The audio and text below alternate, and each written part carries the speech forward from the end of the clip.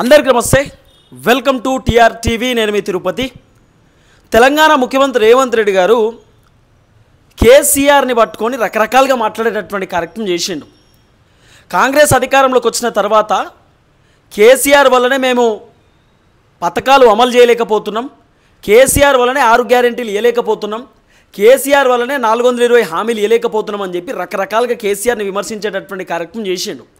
మరి అన్నిటికీ కారణం కేసీఆర్ ఎట్లయితాడు అని చెప్పి మనం అడిగినప్పుడు రేవంత్ అని చెప్పినటువంటి మాట ఏంటంటే, కేసీఆర్ 7 లక్షల కోట్లు అప్పు చేసిండు, కేసీఆర్ 10 లక్షల కోట్లు అప్పు చేసిండు, కేసీఆర్ అప్పు చేయడం వల్ల అప్పులకు మేము వడ్డీలు కట్టడం వల్ల పథకాలు ఇవ్వలేకపోతున్నాం, కేసీఆర్ మొత్తం అప్పుల పాలు చేసిండు రాష్ట్రాన్ని, రాష్ట్రమంతా ఆగమైపోయింది, తెలంగాణ దివాలా తీసింది, తెలంగాణ అప్పుల పాలు అయిపోయింది, తెలంగాణ చిన్నాభిన్నం అయిపోయిందని చెప్పి రేవంత్ అన్న మాట్లాడేటటువంటి కార్యక్రమం చేసిండు. తర్వాత మేము లంక బిందెలు అనుకొని వచ్చినాం కానీ ఇక్కడ ఖాళీ బిందెలు ఉన్నాయి, ప్లాస్టిక్ బిందెలు కూడా లేవు అని చెప్పి రేవంత్ అన్న చెప్పినటువంటి మాట. తర్వాత రేవంత్ రెడ్డి చెప్పిండు, అప్పుల కోసం పోతే చెప్పులు ఎత్తుకపోతారేమో అన్నట్టు చూస్తున్నారు మమ్మల్ని, అప్పులు కూడా ఎవడు ఇస్తలేడు, అప్పులేడ ఉడతలేవు, ఢిల్లీకి పోతే అపాయింట్మెంట్ కూడా ఇస్తలేరు అని చెప్పి రేవంత్ అన్న చెప్పినటువంటి ముచ్చట. ఇక ముఖ్యమంత్రి రేవంత్ రెడ్డి ఓపెన్ అప్ అయిపోయిండు, తెలంగాణ దివాలా తీసింది, ఆగమైపోయింది అనేటటువంటి తరహాలో మాట్లాడే కార్యక్రమం చేసిండు. అవన్నీ మనం విన్నాము, చూసినాము. రేవంత్ అన్న ఇట్లెందుకు మాట్లాడుతుండో, సొంత రాష్ట్ర ముఖ్యమంత్రి సొంత రాష్ట్రాన్నే దివాలా తీసిందంటే వేరేటోడు ఎవడైనా మనకు అప్పిస్తాడా, వేరేటోడు ఎవడైనా మన రాష్ట్రంలో పెట్టుబడులు పెట్టడానికి వస్తారా, భయపడతారు కదా అని చెప్పి రకరకాలుగా మనం మాట్లాడేటటువంటి కార్యక్రమం చేసినాం. కానీ రేవంత్ అన్న చెప్తున్న మాట ఏంది, మొత్తం కేసీఆర్, కారణం కేసీఆర్, కేసీఆర్ వల్లనే తెలంగాణ ఆగమైపోయింది, ఇప్పుడు పథకాలు ఇవ్వలేకపోతున్నామంటే కారణం కూడా కేసీఆర్, కేసీఆర్ వల్ల చాలా నష్టపోయినామని చెప్పి రేవంత్ అన్న చెప్తున్నటువంటి వ్యవహారం. సరే, కాంగ్రెస్ అధికారంలోకి వచ్చిన తర్వాత దాదాపు 150 నుండి 2 లక్షల కోట్ల రూపాయలు అప్పు చేసిరు. ఇప్పటిదాకా మొత్తం అప్పులే, అన్నీ కుదోబెట్టిరు. గచ్చిబౌలి కాడ ఉన్నటువంటి భూములు కుదోబెట్టిరు, కొన్ని బస్ స్టాండ్లు కుదోబెట్టిరు, కొన్ని కరెంటుకి సంబంధించినటువంటి ఆఫీసులు కుదోబెట్టిరు, సబ్స్టేషన్లు కుదోబెట్టిరు, జెన్కోలు కుదోబెట్టిరు, మొత్తం కుదోబెట్టి కేసీఆర్ ఉన్నప్పుడేమో కొన్ని కుదోబెట్టి పైసలు తీసుకున్నాడు, కేసీఆర్ వదిలిపెట్టినటువంటి వాటిని మొత్తం రేవంత్ అన్న కుదోబెట్టి పైసలు తీసుకునేటటువంటి కార్యక్రమం చేసిండు. కొన్ని లక్షల కోట్ల రూపాయలు అప్పు చేసిండు రేవంత్ అన్న కేవలం 2 సంవత్సరాలలో. 2 సంవత్సరాలు కూడా పూర్తిగాలే, 24 మంత్స్ అంటే 2 సంవత్సరాలు కదా, కేవలం 22 నెలల్లో రేవంత్ అన్న కొన్ని లక్షల కోట్ల రూపాయలు అప్పు చేసిండు. దాదాపు 150 నుండి 2 లక్షల కోట్ల రూపాయలు అప్పు దాకా పోయింది రేవంత్ అన్న పర్ఫార్మెన్స్. మరి పైసలన్నీ ఎటుపోయినాయి? రేవంత్ అన్న లక్షల కోట్లు అప్పు చేస్తున్నాడు, ఈ పైసలతోటి ఏమైనా రోడ్డు కట్టించిండా, స్కూల్ కట్టించిండా, కాలేజీ కట్టించిండా, లేకపోతే మహిళలను కోటీశ్వర్లను చేసిండా, మహిళలకు 2500 ఇచ్చిండా, వృద్ధులకు పెన్షన్ 4000 రూపాయలు ఇచ్చిండా, నిరుద్యోగులకు నిరుద్యోగ వృత్తి 4000 రూపాయలు ఇచ్చిండా, 12000 రూపాయలు రైతు కూలీలకు పైసలు ఇచ్చిండా, లేకపోతే కళ్యాణ లక్ష్మి కింద చెక్కులు వంచుతున్నాడు, తులం బంగారం ఏమని ఇచ్చిండా, స్కూటీలు ఇచ్చిండా మహిళలకు, ఏం చేసిండని? విద్యా భరోసా కార్డు అని చెప్పిండు, అది కూడా రాలే. తర్వాత కొంతమంది విద్యార్థులకు వాళ్ళకి వీళ్ళకి లోన్లు ఇస్తాం, ఆ లోన్లు మీరు తీసుకోర్రి, సిబిల్ స్కోర్ ఉండాలి, ఆ లోన్లకు మీరు చికెన్ సెంటర్లు పెట్టుకోవచ్చు, కార్లు కొనుక్కోవచ్చు, లేకపోతే ఏమైనా బిజినెస్ పెట్టుకోవచ్చు అని చెప్పి ఒక కొత్త పథకం తీసుకొచ్చారు. ఆ పథకం ఇప్పటిదాకా దిక్కాన లేదు. ఇవన్నీ తీసుకొచ్చాను. మరి పైసలు ఎటుపోయినాయి? లక్షల కోట్ల రూపాయలు అప్పు చేసినటువంటి పైసలు ఎటుపోయినాయి? ఒక స్టోరీ ప్రధానంగా సోషల్ మీడియాలో వైరల్ అవుతూ ఉంది. ఈ స్టోరీని మనం బ్రీఫ్గా మాట్లాడుకునేటటువంటి ప్రయత్నం చేద్దాం. ఏంది అంటే, అప్పులు తీసుకోవడంలో తెలంగాణ రైజింగ్. రేవంత్ అన్న ఏమో తెలంగాణ #1 రైజింగ్ అని చెప్పి పెట్టుకున్నాడు. ప్రతి మీటింగ్లో ఆయన హోర్డింగ్ పెట్టుకుంటాడు వెనకాల, తెలంగాణ #1 రైజింగు, కాంగ్రెస్ మొత్తం తెలంగాణను అభివృద్ధి చేస్తూ ఉంది, #1 తెలంగాణగా తీర్చిదిద్దుతూ ఉందని చెప్పి రేవంత్ అన్న చెప్తా ఉంటాడు. రైట్, అంతకంటే ముందు ఫస్ట్ టైం మన ఛానల్ చూస్తున్నటువంటి వాళ్ళు దయచేసి సబ్స్క్రైబ్ చేయండి, షేర్ చేయండి, లైక్ చేయండి, పూర్తి స్థాయిలో సపోర్ట్ చేయండి. మీరు సబ్స్క్రైబ్ చేసుకోవడం ద్వారా నాకు కొండంత ధైర్యం వస్తుంది, కొండంత బలం వస్తుంది, నేను ఇంకా బలంగా మాట్లాడేటటువంటి కార్యక్రమం చేస్తా. రైట్గా టాపిక్లోకి వెళ్తే, ఇగో రేవంత్ అన్న చేసినటువంటి కథ చూడుర్రి. 6 నెలల్లో రూపాయలు, 6 నెలల్లో చాలా క్లియర్గా వినుర్రి, 6 నెలల్లో రూపాయలు 45,900 కోట్ల అప్పు చేసిన రాష్ట్ర ప్రభుత్వం. 6 నెలల్లోనే దాదాపు 45,900 కోట్ల రూపాయలు అప్పు చేసిండు రేవంత్ అన్న. దాంట్లో 2025-26 ఆర్థిక సంవత్సరానికి కేంద్రం ఇచ్చిన వాటా, కేంద్ర ప్రభుత్వం నుండి వచ్చినటువంటి వాటా దాదాపు 2025-26 ఆర్థిక సంవత్సరంలో కేంద్ర ప్రభుత్వం ఎంత వాటాలు ఇచ్చింది తెలుసా? రూపాయలు 54,009 కోట్లలో. అప్పుడే 80% రుణాలు సేకరణ.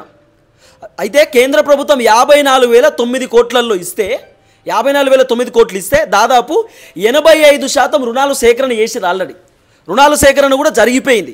కేంద్ర ప్రభుత్వం ఈ ఆర్థిక సంవత్సరానికి తెలంగాణ ప్రభుత్వానికి రూపాయలు 54,009 కోట్లు రుణ పరిమితి విధించగా ఈ నెల 23 తేదీ వరకే 85% అంటే దాదాపు 45,900 కోట్లు రుణాలు తీసుకున్న కాంగ్రెస్ ప్రభుత్వం.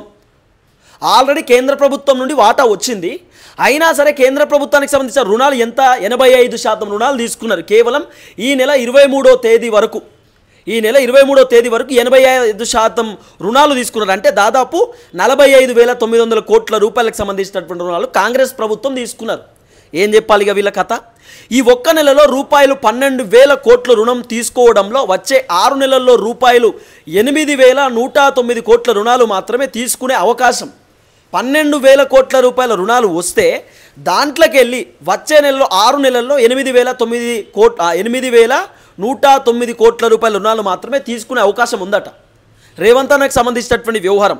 సాధారణంగా రాష్ట్ర ప్రభుత్వాలు రిజర్వ్ బ్యాంక్ ఆఫ్ ఇండియా ప్రతి వారం నిర్వహించే ఈ వేలం ద్వారా 1,000 లేదా 2,000 కోట్ల రుణాలు తీసుకునే క్రమంలో గత కొన్ని నెలలుగా ప్రతి దఫా ఆ వేలంలో ఏకంగా 5,000 నుండి 6,000 కోట్ల రుణాలు తీసుకుంటున్న రేవంత్ రెడ్డి ప్రభుత్వము వాస్తవానికి రిజర్వ్ బ్యాంక్ ఆఫ్ ఇండియాలో రుణాలు తీసుకుంటారు. ఎట్లా ఏదైనా కుదోబెట్టో లేకపోతే ఎట్లనో అట్లా రుణాలు తీసుకుంటారు. వడ్డీలకో దేనికో దానికి రుణాలు తీసుకుంటే దాదాపు ప్రతి వారం రోజులకు ఒకసారి 1,000 కోట్ల నుండి 2,000 కోట్ల రూపాయలు తీసుకోవచ్చు రాష్ట్ర ప్రభుత్వం. కానీ మన రాష్ట్ర ప్రభుత్వం ఏకంగా 5,000 నుండి 6,000 కోట్ల రూపాయలు తీసుకుంటున్నాడు రిజర్వ్ బ్యాంక్ ఆఫ్ ఇండియా దగ్గర నుండి. తీసుకోవాల్సింది వారం రోజులకు 1,000 నుండి 2,000 కోట్ల రూపాయలు మాత్రమే. కానీ మన రేవంత్ అన్న మాత్రం 6,000 నుండి 7,000 కోట్ల రూపాయల రుణాలు తీసుకుంటున్నాడు. ఈ పైసలన్నీ రేవంత్ అన్న ఇంట్లోకెళ్ళి కట్టడం వల్ల రేపటి రోజు మనమే కట్టాలి. రేపటి రోజు రేవంత్ రెడ్డి ఒక 5 లక్షల కోట్లు 6 లక్షల కోట్లు అప్పు చేసి పోయింది అనుకో, ఆ అప్పుని నెక్స్ట్ ప్రభుత్వం వచ్చేటప్పుడు కట్టాలి. ఆ ప్రభుత్వం ఎట్లా కడతారు? మన దగ్గర నుండి పన్నులు వసూలు చేసి కడతారు. అంటే బొక్కబడేది మనకే. అది మనం అర్థం చేసుకోవాల్సినటువంటి అవసరం ఉంటుంది. తర్వాత రూపాయలు 8,000 ఇదేంది రైట్. ఇది ఒకసారి చూస్తే రేవంత్ రెడ్డి ప్రభుత్వం ఏప్రిల్ నెలలో రూపాయలు 4,400 కోట్లు, మే నెలలో రూపాయలు 4,500 కోట్లు, జూన్ నెలలో రూపాయలు 8,500 కోట్లు, జూలైలో రూపాయలు 8,500 కోట్లు, ఆగస్టులో రూపాయలు 8,000 కోట్లు, ఈ నెల 2న రూపాయలు 6,000 కోట్లట, 16న 1,000 కోట్లు, తాజాగా మంగళవారం మరో రూపాయలు 5,000 కోట్లు రుణాలతో కలిపి 6 నెలల్లో రూపాయలు 45,900 కోట్ల రూపాయలు రుణాల సేకరణ చేసిర్రు రిజర్వ్ బ్యాంక్ ఆఫ్ ఇండియా దగ్గర నుండి. వారం 5,000 6,000 కోట్ల రూపాయలు ఇట్లా తీసుకుంటే దాదాపు 6 నెలల్లో 45,900 కోట్ల రూపాయలు అప్పు చేసిండు రేవంత్ అన్న.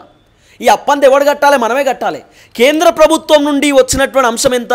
కేంద్ర ప్రభుత్వం నుండి ఆర్థిక సంవత్సరానికి కేంద్రం ఇచ్చిన వాటా 54,009 కోట్ల రూపాయలు. అప్పుడే 85% రుణాలు సేకరించారు. మళ్ళా కేంద్ర ప్రభుత్వం ఏమో 54,009 కోట్ల రూపాయలు ఇస్తే అక్కడ నుండి 85% రుణాలు సేకరణ చేసారు. వాళ్ళు ఇచ్చినా కూడా ఇంకా అధికంగా డబ్బులు తీసుకునేటటువంటి కార్యక్రమం చేశారు. కేంద్ర ప్రభుత్వం నుండి వాటా వచ్చినా కూడా రాష్ట్ర ప్రభుత్వం మళ్ళీ రిజర్వ్ బ్యాంక్ ఆఫ్ ఇండియా దగ్గర నుండి మళ్ళీ అప్పులు చేస్తూనే ఉంది. ఇంకేమనంటే కేంద్రం నుండి మాకు బడ్జెట్ రాలే, కేంద్రం నుండి మాకు వాటా వస్తలేదని చెప్పి రేవంత్ అన్న చెప్తాడు. కేంద్రం వాటా ఇచ్చినాక కూడా ఆ కేంద్రం ఇచ్చిన వాటా సరిపోతలేదట, మళ్ళీ వీళ్ళు అప్పులు కూడా చేస్తున్నారు. 50,000 కోట్లు 45,000 కోట్లు ఎవడబ్బ సొమ్ము, ఏం చేస్తుర్రు, ఏడబెడుతుర్రు, ఏడిపోతున్నాయి పైసలన్నీ. ఇవన్నీ సమాధానం చెప్పాలి కదా జనాలకు వాస్తవం తెలవాల్సినటువంటి అవసరం ఉంటుంది కదా. ఇగో ప్రస్తుత ఆర్థిక సంవత్సరంలో ఏప్రిల్ నుంచి ఆగస్టు వరకు రాష్ట్ర ప్రభుత్వానికి రుణ సేకరణలో కలిపి రూపాయలు 96,654.24 కోట్ల ఆదాయం రాగా రూపాయలు 88,610.95 కోట్ల ఖర్చు చేసినట్లు తన నివేదికలో తెలిపిన కాగ్ రిపోర్ట్లో దాదాపు ఏప్రిల్ నుంచి ఆగస్టు వరకు రాష్ట్ర ప్రభుత్వానికి రుణ సేకరణ రాష్ట్ర ప్రభుత్వం తీసుకున్నటువంటి పైసలు 96,654.24 కోట్ల రూపాయలు అయితే ఆదాయం వచ్చిందట. ఆదాయం వస్తే దాంట్లోకి వెళ్ళి 88,610.95 కోట్లు ఖర్చు చేసిరట. మరి మిగతా పైసలు మిగులుతాయి కదా, ఎటుపోయినాయి? ఈ ఖర్చులో వడ్డీ చెల్లింపుల కోసం 6 నెలల్లో రూపాయలు 11,447 కోట్లు, నెలకు రూపాయలు 1907.83 కోట్లు మాత్రమే ఖర్చు చేసినట్లు పేర్కొన్న కాగు నివేదిక. కాగు నివేదిక కూడా చాలా క్లియర్ కట్గా చెప్తున్నారు. కాగు నివేదికలో 11,447 కోట్ల రూపాయలకు సంబంధించినటువంటి చెల్లింపులుంటే దీంట్లో నెలకు కేవలం 1907.83 కోట్ల రూపాయలకు సంబంధించినటువంటి ఖర్చు మాత్రమే పెడుతున్నారు. మరి మిగతా పైసలు ఎటుపోతున్నాయి? ఈ పైసలన్నీ ఎవరు తింటుర్రు? వీళ్ళు లక్షల కోట్ల రూపాయలు తీసుకుంటారు పైసలు, దాంట్లోకి వెళ్ళి 50,000 కోట్ల ఖర్చు పెడుతున్నారు. మరి 50,000 కోట్లు ఎవరి జేబులోకి పోతున్నాయి? 50,000 కోట్లు ఎవరు దోచుకుంటున్నాడు? మరి దీనికి సమాధానం చెప్పాల్సినటువంటి బాధ్యత రేవంత్ అన్నకు ఉంటుంది. అప్పులు చేయడంలో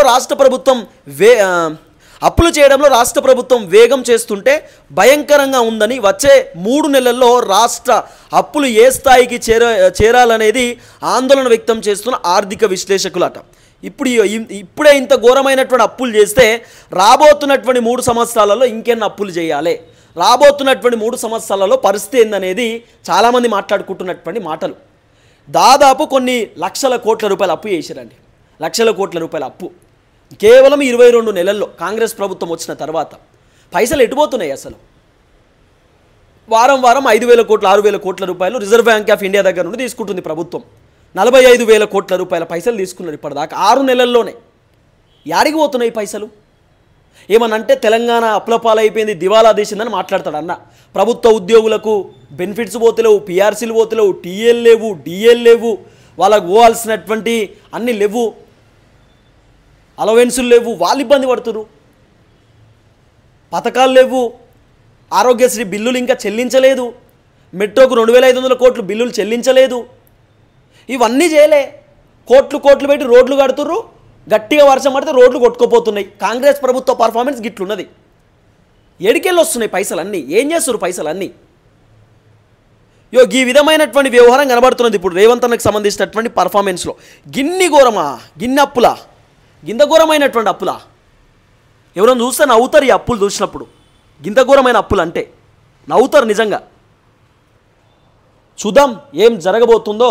సో దయచేసి వీడియో అందరికి షేర్ చేసేటటువంటి కార్యక్రమం చేయండి.